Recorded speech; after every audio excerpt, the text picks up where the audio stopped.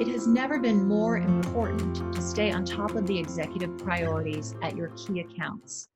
These priorities are changing quickly due to the COVID-19 crisis. And as we discussed in our last episode, executives are operating under extreme uncertainty with no end in sight. That extreme uncertainty, as we called it, the uncertainty gap, was the first trend that our team uncovered as they reviewed the most recent round of earnings calls and CEO interviews. Today, we're going to talk about the second trend, which is how some companies have been able to innovate and transform successfully in the midst of this crisis in ways that will change their business permanently.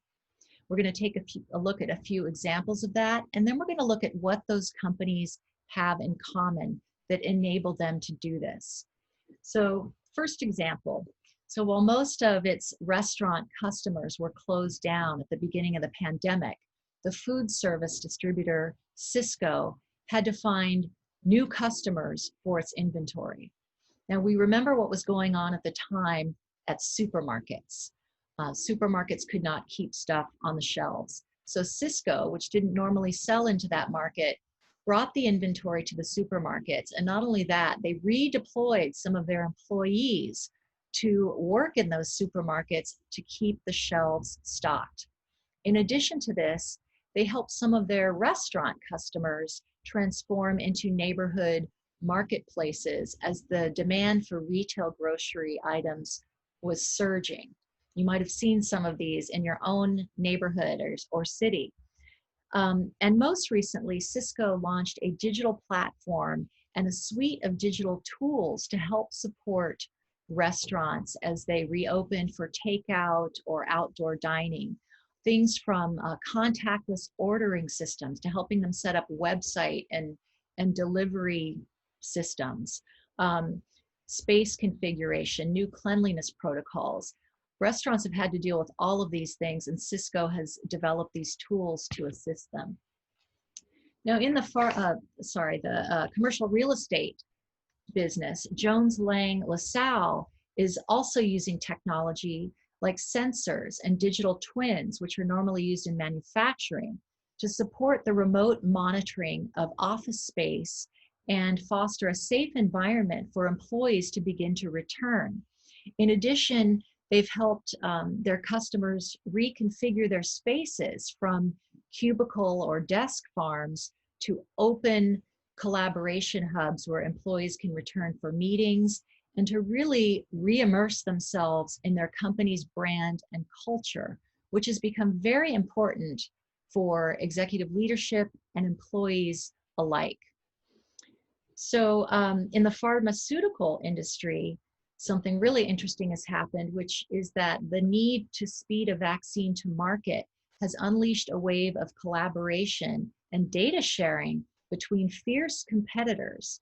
And Fortune magazine reported recently that there are regular meetings taking place between the R&D chiefs of nearly a dozen pharmaceutical companies.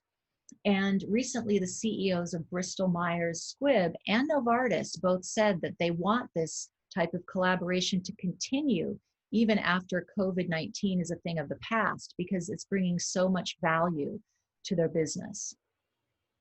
So those are three examples. So what do these companies have in common? Well, the first thing they have in common is they came into this crisis with a pretty strong digital infrastructure, and they accelerated other digital initiatives that they had in order to be more agile and be able to leverage data more effectively and launch enhancements, product enhancements, and digital tools more quickly. The second thing they have in common is a concerted effort by management to break down silos and speed decision-making. We've talked in previous episodes about the crisis management teams that were created from line of business leaders and functional leaders. And there's so much value being created by these teams working together. And they're able to greenlight innovative developments or new projects and speed them to market because they have modified their usual processes and become more agile. The third thing they have in common is the willingness and ability to collaborate with other organizations, and that includes customers, partners, suppliers, and as in the pharmaceutical example, even competitors. There are a lot of competitors working together in different industries to move those industries forward. And then the fourth thing they have in common is bold, courageous, and creative leadership. When you work in a large enterprise, it can be really scary to go outside the normal channels and processes and create something new. And there can be risk involved, risk of failure, risk of losing control of intellectual property. And what we're seeing at the companies that are successful is the management is willing to assume and shoulder that risk and just unleash their teams and give them the freedom to think outside the box and innovate. So I hope you found that interesting. And I'd like to remind you that all of this information and more is contained within our Boardroom Insiders executive engagement platform. All of our research is conducted by a really smart team of researchers who have tremendous business acumen and insight. And so I hope you'll check that out. And we will be back next time with some additional trends that we've uncovered from our latest round of research. And if there's anything you'd like us to dig into, any industry, any audience segment or role that you are asking what's going on there, let us know, because we would love to dig into that for you. So until next time, thank you for listening.